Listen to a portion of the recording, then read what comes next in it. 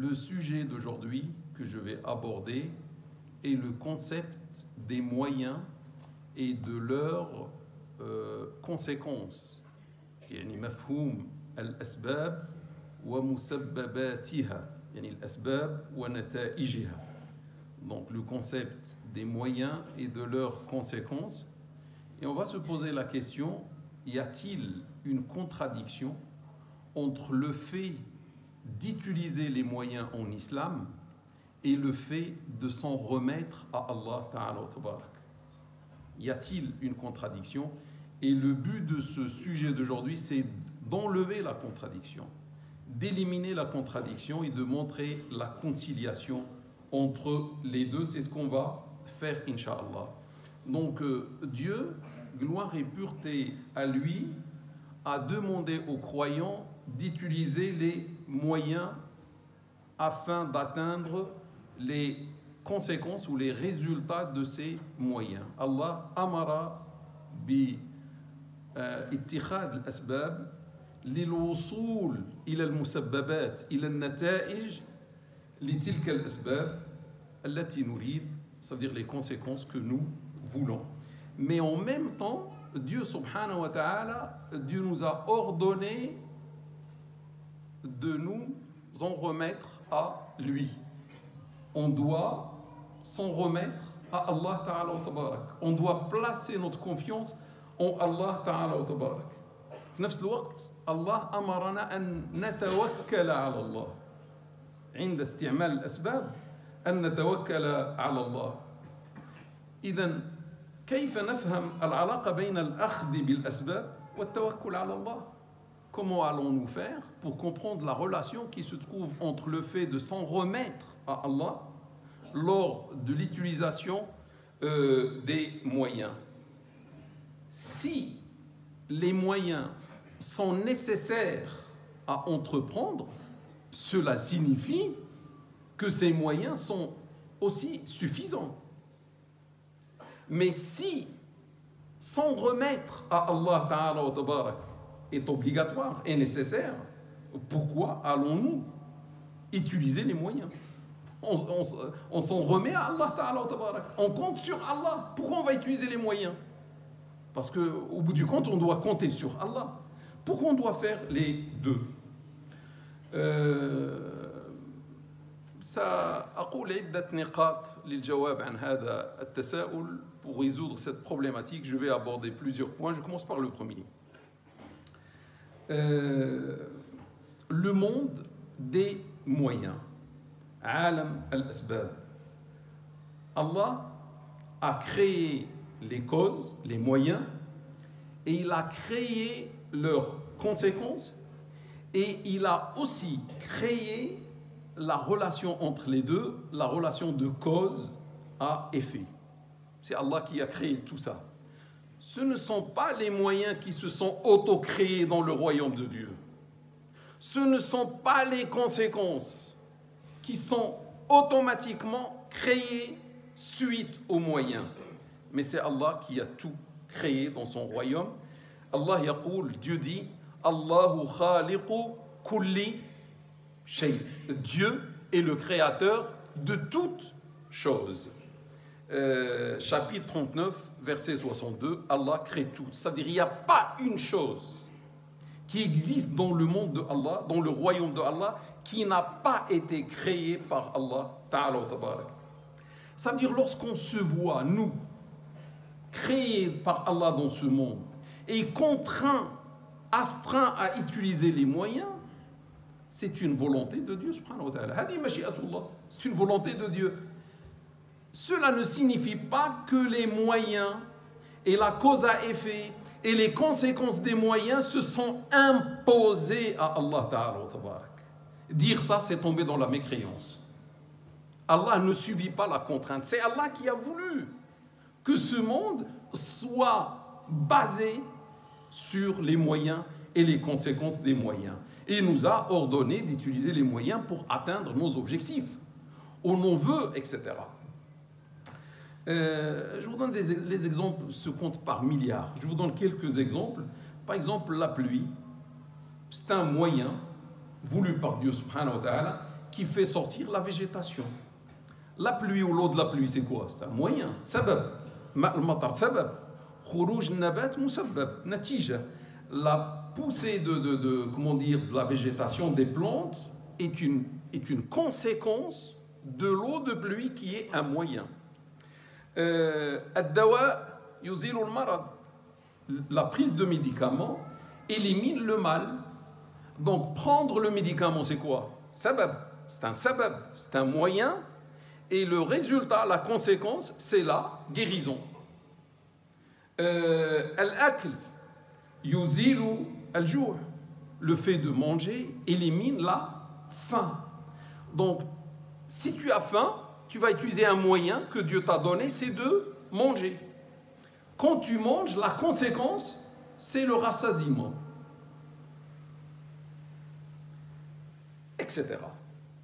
Mais Allah, pour montrer que Allah ne subit pas les moyens, ne subit pas leurs conséquences, n'est pas contraint, c'est lui plutôt qui a opté pour ce modèle, c'est lui qui a choisi, c'est que Allah Ta'ala fait vivre d'autres créatures qui s'appellent les anges, et les anges vivent très bien, ils sont forts, ils ne mangent pas.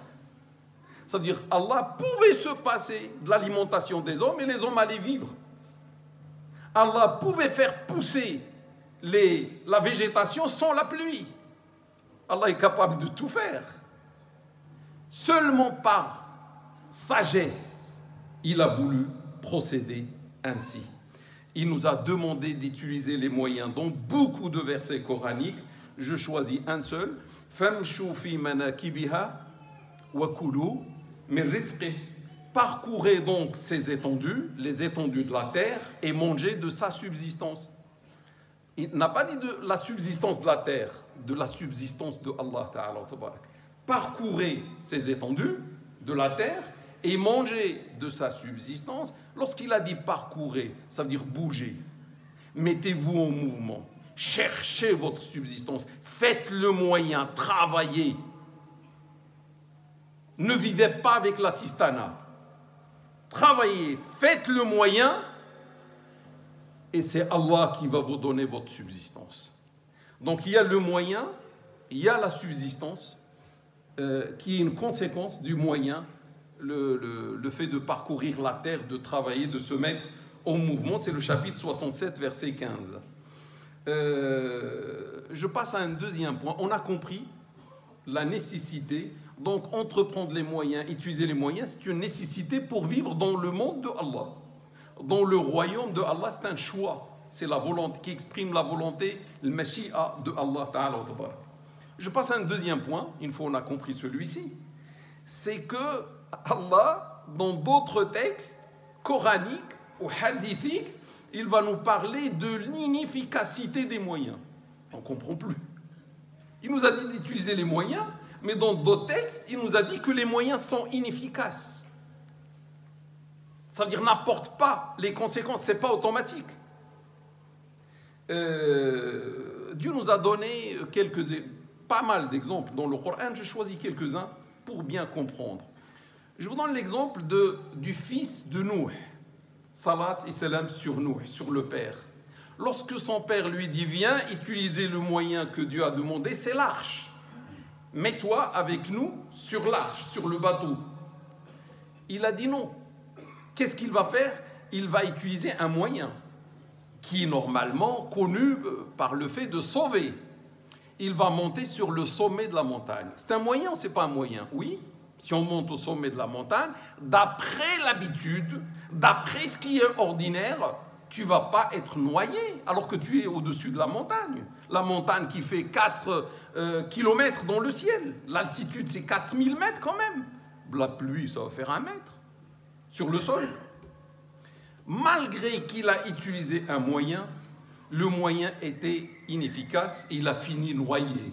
Parce qu'en ce jour-ci, les vagues ont dépassé les montagnes, d'après un verset coranique, subhanallah. En ce jour-ci, il y avait le niveau de l'eau qu'Allah seul connaît son altitude, Mais au-dessus de ce niveau de l'eau, il y avait des vagues comme des montagnes, d'après un verset coranique. Ça veut dire que la vague faisait 4000 mètres, 4 kilomètres au-dessus de la tête.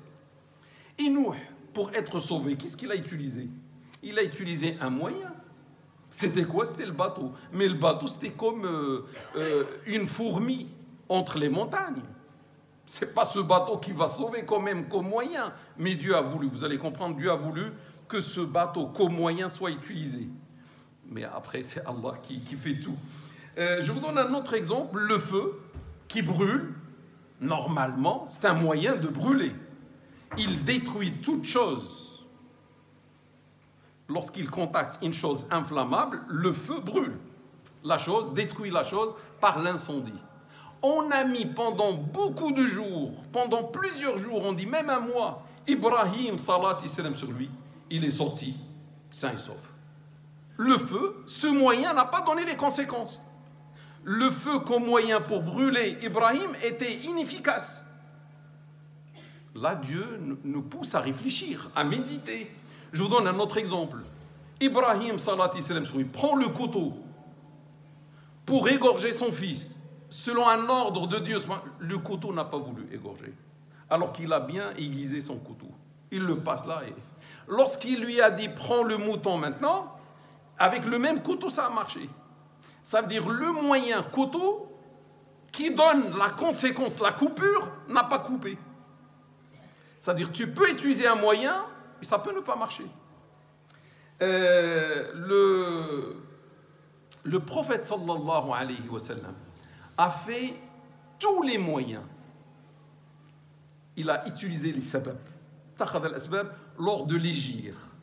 Il a utilisé les moyens, subhanallah, je peux dire à la perfection. Je ne vais pas rentrer dans les détails. Au lieu de monter lors de l'égir, l'exil de la Mecque vers Médine, au lieu de monter vers le nord, il a pris la direction vers le sud. Comme ça, eux, ils vont monter vers le nord pour le chercher, mais lui, il se cache au sud, vers le Yémen. Il était dans une grotte pendant 3 jours. Et tout ça a été programmé par lui. Comme moyen, regardez l'utilisation des moyens. Si le moyen n'était pas nécessaire, le prophète allait sortir devant tout le monde. Et lorsqu'ils vont s'approcher de lui, Allah va le faire voler. Ils ne peuvent rien prendre et il va le descendre à Médine. Vrai ou faux? Et on va dire Allah fait tout. Non, tu dois utiliser le moyen. Et après, retourne-toi vers Allah Ta'ala. Donc le prophète a utilisé tous les moyens. D'abord, il est sorti pendant la nuit pour qu'on ne le voie pas. Il est parti vers le sud. Il est resté 3 jours dans la grotte. Et avec beaucoup d'autres moyens que je ne vais pas citer, malgré cela, est-ce que ça a marché? Non. Les moyens étaient en quelque sorte inefficaces parce que les associateurs ont utilisé quelqu'un qui suit les traces et il a suivi les traces jusqu'à la grotte. Jusqu'à l'entrée de la grotte. Et là, c'est Allah qui a agi pour les éloigner. Loin de lui, gloire et pureté à lui. C'est-à-dire les moyens n'ont pas fonctionné, mais c'est Allah qui a sauvé son prophète sallallahu alayhi wa sallam. Le prophète sallallahu alayhi wa sallam, lorsqu'il a entrepris tous ces moyens, il a voulu nous montrer que le musulman se doit d'utiliser les moyens dans cette vie ici-bas. Et les moyens à la perfection. S'il y a 100% de moyens, tu ne vas pas utiliser 10%. Et tu vas dire Dieu fait le reste. Non, utilise 100% des moyens. Et on verra par la suite. Mais Allah, par cette leçon de l'égir, nous a montré que les moyens, c'est vrai, sont nécessaires, parce que c'est son prophète qui nous a dit ça, et même lui nous dit ça dans des versets coraniques, mais seulement il a voulu nous montrer que les moyens, parfois, peuvent être non efficaces. Ça veut dire que les moyens sont nécessaires, mais ne sont pas suffisants. Les moyens sont nécessaires, mais insuffisants. On voit aujourd'hui certains exemples dans notre vie. Par exemple, si tu veux avoir des enfants, qu'est-ce que tu dois faire? Quel est le moyen à faire? C'est de te marier.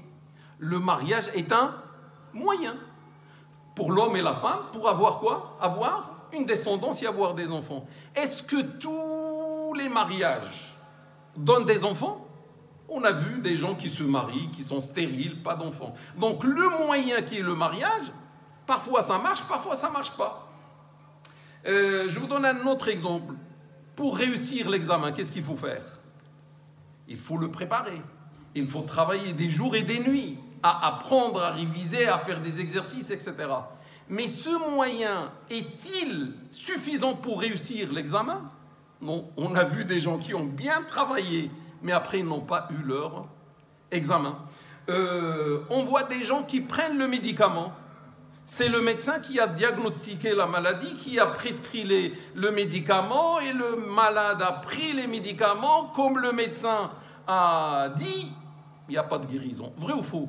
Chacun de nous peut-être a vu que ce que donne le médecin comme médicament, parfois ça ne marche pas. Je vous donne un autre exemple qui sera peut-être le dernier.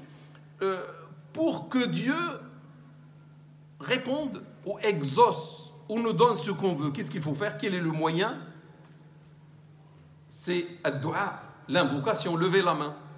Dieu a dit Ud'ouni astajib lakum. Il a même dit dans un verset coranique, invoquez-moi et je vous exaucerai. Ça veut dire, si tu veux que Dieu t'exauce, fais le moyen, c'est quoi? Lève les mains et parle avec Allah. Fais dua. Mais est-ce que tous les duas sont exaucés?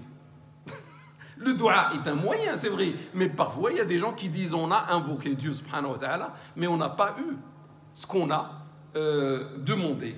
Et je ne vais pas rentrer dans les détails pourquoi on n'a pas ce qu'on veut, parce qu'il y a d'autres choses qui doivent être aussi effectuées. Je passe au troisième point, mes frères et mes sœurs, c'est l'influence d'Allah, l'influence divine dans le monde des moyens. Ça veut dire, c'est vrai, tu vas utiliser les moyens, mais en fait, c'est Allah qui donne la conséquence ou qui ne la donne pas. Et ce n'est pas le moyen qui va donner la conséquence. C'est Allah qui influence le monde des moyens selon sa volonté à lui. Et ça montre que Dieu domine, Dieu maîtrise les moyens. Et que ce ne sont pas les moyens qui s'imposent à Allah Ta'ala wa Tabarak. Je vous donne un exemple. Dieu dit dans un verset coranique فَأَوْحَيْنَا إِلَى مُوسَى أَنِ اضْرِبْ بِعَصَاكَ الْبَحْرَ. Nous inspirâmes à Moussa, Moïse, Salat et Salam, de frapper la mer par son bâton. Chapitre 26, verset 63. Moussa, lorsqu'il a entendu l'ordre de Dieu, il a pris son bâton, il a frappé la mer. Frapper la mer avec le bâton, ça fait quoi? C'est un moyen. On a compris que c'est un moyen qui va ouvrir la mer. La mer, c'est ouverte ou pas? Oui, c'est ouvert. Oh, vas-y aujourd'hui, mon frère ou ma soeur, frappe la mer avec ton bâton et tu vas voir, avec ce moyen, est-ce qu'elle va s'ouvrir? Pensez-vous, mes frères et mes sœurs, que ce moyen, frapper la mer, l'océan, je ne sais pas, avec un bâton, ça ouvre? Non, c'est un moyen. Mais qui a ouvert au final la mer devant Moïse et les fils d'Israël? C'est Allah. C'est Allah. Ça veut dire le moyen est nécessaire. Mais ce n'est pas le moyen qui fait. Ce n'est pas le moyen qui crée. Sinon, il devient un créateur à côté de Allah et on tombe dans l'associationnisme. C'est Allah qui crée quand toi, tu utilises le moyen que Dieu a demandé. Je pense que c'est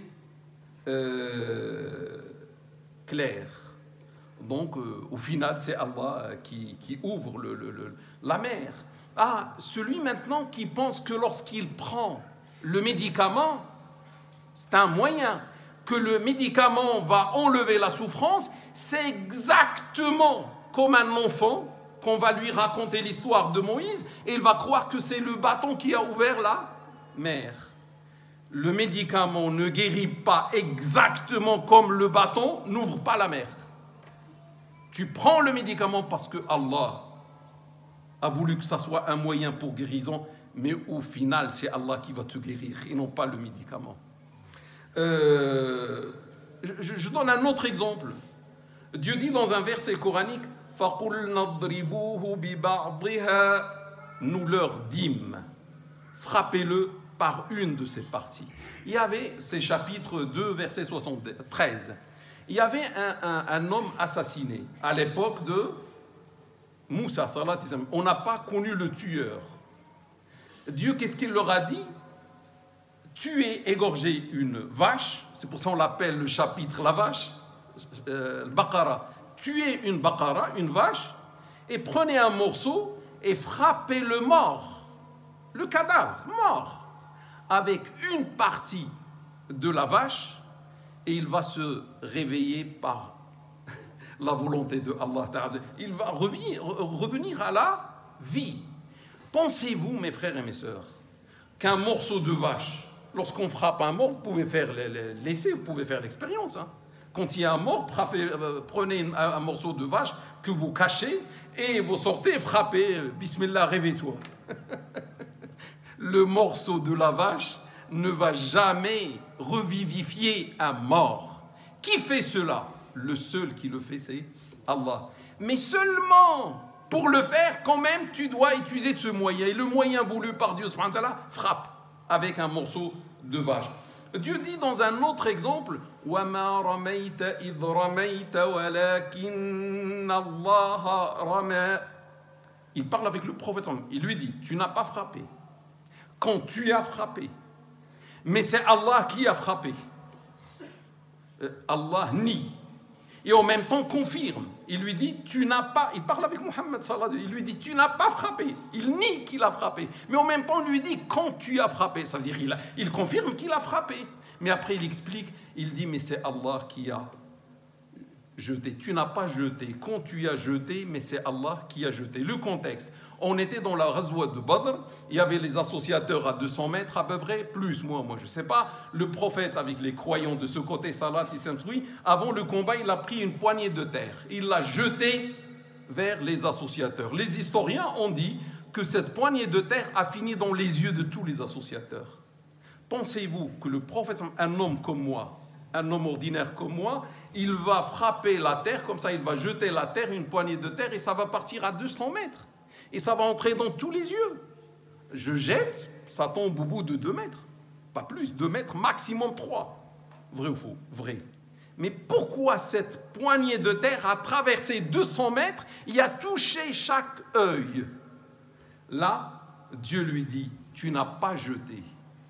Quand tu as jeté, mais c'est Allah qui a jeté. Ça veut dire, quand tu as jeté au Muhammad, tu n'as fait que le sabab. Mais ton sabab n'a pas emmené la terre jusqu'à leurs yeux. Ça veut dire, toi, tu as jeté et en même temps, Dieu a jeté. Toi, tu as fait le sabab, mais c'est Allah qui a apporté la conséquence de ce sabab.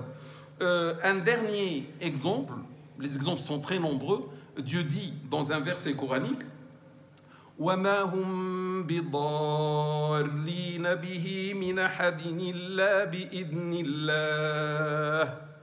En utilisant ce moyen, il ne pourrait nuire à personne sans la permission de Dieu, sans la permission d'Allah. C'est le chapitre 2, verset 102. Donc, en utilisant ce moyen qui est la sorcellerie, Dieu dit les sorciers ne peuvent nuire à personne. Alors que là, parmi les effets, parmi les conséquences de la sorcellerie, il y a quoi? La séparation entre l'homme et la femme. Donc, quand le sorcier va entreprendre ce moyen, la sorcellerie, il ne peut faire du mal à personne s'il n'y a pas la permission de Allah Ta'ala. C'est-à-dire, ce n'est pas le moyen qui est la sorcellerie qui va faire, mais c'est Allah qui va faire si Allah veut. Et si Allah autorise. On comprend, mes frères et mes sœurs, de tout ce qui a été dit, que les moyens sont nécessaires. Pourquoi? Parce que c'est Allah qui a voulu ça et qui nous a ordonné de le faire. Mais ils sont insuffisants et que le véritable acteur derrière les moyens, c'est Allah Ta'ala. Et pas les moyens eux-mêmes. C'est pour ça, mes frères et mes sœurs, il faut s'en remettre à Allah quand on utilise les moyens. Parce qu'on sait que les moyens ne vont pas faire. C'est Allah qui va faire. C'est pour ça qu'on utilise les moyens et on compte. On fait le tawakkul sur Allah Ta'ala. Je passe là au dernier point avant de m'asseoir, c'est le point 4, at-tawakkul. On peut dire le tawakkul, c'est le fait de s'en remettre à Allah Ta'ala. Dieu dit dans un verset coranique, wa tawakkal 'ala al-hayy alladhi la yamut. Place ta confiance au vivant immortel, Allah Ta'ala wa Tabarak. Le tawakkul, le fait de s'en remettre à Allah, c'est que le cœur s'en remet à Allah Ta'ala wa Tabarak et place toute sa confiance en Allah, comme quoi c'est lui, l'unique acteur, l'unique faiseur. Une fois, on a utilisé les moyens. Dieu dit dans un autre verset coranique, il parle avec le prophète sallallahu alayhi wa sallam, فَإِذَا عَزَمْتَ فَتَوَكَّلْ عَلَى اللَّهِ. Une fois décidé, place ta confiance en Allah. C'est-à-dire, fais ce que tu veux faire, tu es décidé, fais le moyen que tu veux. Tu as fait la shura, la consultation, tu as étudié le moyen, tu es sûr ou quasi sûr de la justesse de ce moyen. Une fois décidé, fais-le, le moyen. Mais place ta confiance en Allah. Inna Allah yuhibbu al-mutawakkilin. Car certes, Allah aime les mutawakkil. Allah aime ceux qui placent leur confiance en lui une fois ils ont utilisé les moyens. Donc quand tu fais cela, tu vas même être aimé par Allah Ta'ala wa Tabarak. Donc Dieu a demandé à son prophète, quand tu te décides à faire un moyen, fais-le. Mais n'oublie pas de t'en remettre à Allah Ta'ala wa Tabarak. Sachez mes frères et mes sœurs qu'il y a deux extrémités blâmables. Il y a le fait de ne pas utiliser les moyens là, l'extrême droite si vous voulez, ne pas utiliser les moyens et compter sur Dieu. Je fais rien, je travaille pas, c'est Allah qui va me nourrir. Je fais pas ça, donc je fais rien et je compte sur Allah, ça c'est blâmable. Et il y a l'autre extrémité, c'est ne voir que les moyens, tomber amoureux des moyens, l'argent, les femmes, je ne sais pas quoi encore, toutes ces divinités modernes, et compter uniquement sur les moyens et oublier Dieu. Et ne pas compter sur Dieu et dire si je veux atteindre un objectif, je fais à la perfection les moyens, j'utilise les moyens et c'est bon, et ça va marcher. Ça aussi c'est blâmable. Et là, l'islam nous demande d'emprunter le juste milieu. Le juste milieu entre les deux, c'est utiliser les moyens et s'en remettre à Allah Ta'ala wa Tabarak. Peut-être quelqu'un, il va dire, il y a une contradiction. Je dis, il n'y a aucune contradiction, mon frère ou ma sœur. Pourquoi? Parce que l'utilisation des moyens, ça se fait avec quoi? Ça se fait avec les membres, les organes. Avec ma main, avec mon œil, avec ma parole, avec mes pieds, etc. Je vais utiliser les moyens. Et le tawakkul, le fait de s'en remettre à Allah, ça se fait avec le cœur. Donc lorsqu'on veut faire un acte, les organes doivent travailler, doivent œuvrer, doivent faire le moyen à l'excellence, et le cœur à l'excellence doit s'en remettre à Allah. Il n'y a pas de contradiction. Ça veut dire tout va travailler lorsqu'on veut faire un moyen. Celui qui ne va pas utiliser les moyens, on va lui dire c'est de la paresse. On va lui dire c'est de l'ignorance. Parce que quelqu'un va dire je dors et c'est Allah qui va me nourrir. Tu peux mourir si tu fais ça, frère ou sœur. Donc c'est une paresse, c'est une ignorance, c'est une désobéissance à celui qui t'a ordonné d'utiliser les moyens, et c'est une moquerie. Tu te moques de Dieu. Ça veut dire que tu lui dis fais tout, moi je fais rien. Alors que Dieu t'a mis dans un monde de moyens. Tu te moques de Dieu là. Et se moquer de Dieu, ça peut même te faire quitter l'islam. Le deuxième point, celui qui... Et ça s'appelle tawakkul. Tawakkul, c'est ça, ce que je viens d'expliquer. Le deuxième point, c'est le fait de s'en remettre aux moyens, de ne compter que sur les moyens, éliminer Dieu, en quelque sorte. Comme le fils de Nouh qui dit « Je vais me mettre sur le sommet d'une montagne, un moyen, et je n'ai pas besoin de Dieu. » En quelque sorte, je ne veux pas le bateau de Dieu. Faire cela, c'est l'associationnisme, c'est la mécréance. Ça veut dire que tu vas croire qu'avec Dieu, il y a d'autres dieux. Je m'arrête là, mes frères et mes sœurs. أقول قولي هذا واستغفر الله لي ولكم ولسائر المسلمين فاستغفروه إنه هو الغفور الرحيم وآخر دعوانا أن الحمد لله رب العالمين. Le cinquième point, mes frères et mes sœurs, c'est la méthode. Tout ça, c'est beau, ce qu'on vient de voir, on a compris. Mais quelle est la méthode à suivre dans notre vie? Dans le domaine de l'adoration, mes frères et mes sœurs, le croyant va faire le moyen. Dans le domaine de l'adoration, le croyant fait le moyen, c'est quoi? C'est croire d'abord à Allah. et faire les bonnes œuvres. Et normalement, Dieu a dit que celui qui croit et qui fait les bonnes œuvres va arriver au paradis. Donc, croire en Allah et utiliser les moyens, c'est quoi? C'est un moyen qui va mener vers le paradis. Est-ce que franchement, celui qui croit et qui va faire les bonnes œuvres, sûr et certain, il met la main coupée, on met la main coupée, comme quoi il va entrer au paradis? Non. Croire en Allah et faire les bonnes œuvres ne va pas te faire lui-même entrer au paradis. Une autre chose, si tu ne crois pas en Allah, si tu ne fais pas les bonnes œuvres, ne rêve pas d'entrer au paradis. Parce que tu n'as pas utilisé le moyen. Il faut utiliser le moyen. Le moyen est nécessaire, mais il est insuffisant. Qui fait entrer au paradis? C'est Allah Ta'ala wa Tabarak avec sa miséricorde. Une fois, le prophète sallallahu alayhi wa sallam a dit à ses compagnons: personne ou l'œuvre d'aucun de vous, son œuvre ne le fera entrer au paradis. Ils ont dit: même toi, ô messager d'Allah? Il a dit: même moi, sauf si Dieu m'englobe par sa grâce et sa miséricorde. Unanimement authentique, rapporté par Bukhari et Muslim. Qu'est-ce qui fait entrer au paradis? C'est la miséricorde de Dieu, si les moyens sont faits. Si tu étais croyant d'abord et tu as accompli les bonnes œuvres. Ça, c'est dans l'adoration. Dans le domaine profane, le musulman va, pour faire toute chose de sa vie, pour atteindre les objectifs de sa vie, il va utiliser les moyens à l'excellence, mais il va compter sur Dieu, subhanahu wa ta'ala, pour atteindre les résultats ou les conséquences. Faire un tel acte en islam, ça s'appelle une adoration. Et Allah va t'aimer. Allah aime les mutawakkil. Et c'est une adoration spirituelle, c'est une adoration du cœur qui va croire en Allah et qui va placer sa confiance totale en Allah Ta'ala wa Tabarak. Par exemple, tu prends le médicament, mais tu sais que le médicament ne va pas te guérir seul.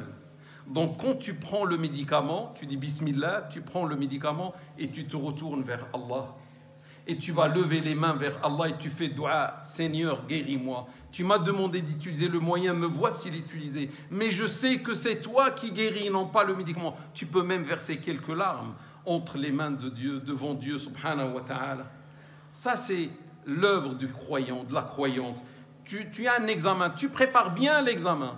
Et quand tu as préparé l'examen, et le matin même tu vas à l'examen, tu vas te retourner vers Allah Ta'ala wa Tabarak. Parce que tu as entrepris le moyen et à l'excellence, et tu lèves les mains entre les mains d'Allah, tu lui demandes la réussite. Peut-être tu vas verser quelques larmes. Tu sais, tu lui dis: je sais que tu m'as demandé le moyen, et je sais que le moyen ne sert pas, mais c'est Allah, c'est toi qui vas me donner, Inch'Allah, la réussite. Le devoir des musulmans est d'utiliser les moyens, mais je souligne une chose très importante: il n'est pas de son devoir d'apporter les conséquences du moyen. Ça veut dire, tu veux faire des reproches à ta femme, à ton mari, à tes enfants, etc. Tu regardes ce qu'ils ont fait les moyens, point final. S'ils ont fait les moyens, ils ont bien utilisé les moyens, mais il n'y a pas de résultat quand même, tu ne vas pas les blâmer. Parce que ce ne sont pas eux, ce n'est pas moi, ce n'est pas le prophète, Salat Islam, qui apporte les résultats des moyens. Les résultats, ça c'est Allah qui les ramène ou qui ne les apporte pas.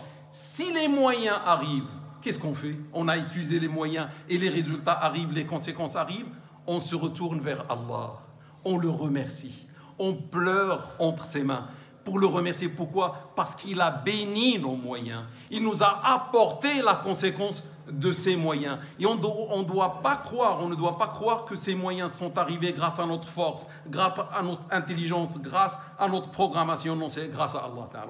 On oublie les moyens. Et si les résultats n'arrivent pas, malgré qu'on a utilisé les moyens, il n'y a rien. J'ai utilisé les moyens à la perfection, à l'excellence, mais il n'y a rien qui arrive. Je ne dois pas, mes frères et mes sœurs, tomber dans la dépression. Pourquoi? Parce que je place ma confiance en Allah. J'ai fait le tawakkul, je place ma confiance totale en Allah Ta'ala et je dois agréer la volonté de Dieu, Dieu qui n'a pas voulu faire venir les conséquences de mes moyens parce qu'il y a une sagesse qu'Allah seul connaît et que moi je ne connais pas, et il va m'en informer le jour où je serai face à face avec lui. Il va me dire, tu te rappelles, tu as fait les moyens tel jour, il y avait pas, parce qu'il y avait un mal pour toi, dans le cas où j'avais apporté les conséquences. Donc je fais confiance à Allah, même si les résultats ne viennent pas, alhamdoulilah. Ça veut dire qu'il y a un mal dans ce que je voulais, alhamdoulilah, et je dois savoir comme musulman que le bien, tout le bien, se trouve dans ce que Dieu agrée pour moi et non pas dans ce que j'agrée pour moi. Même qu'Allah augmente notre foi, qu'Allah nous aide à comprendre notre belle religion,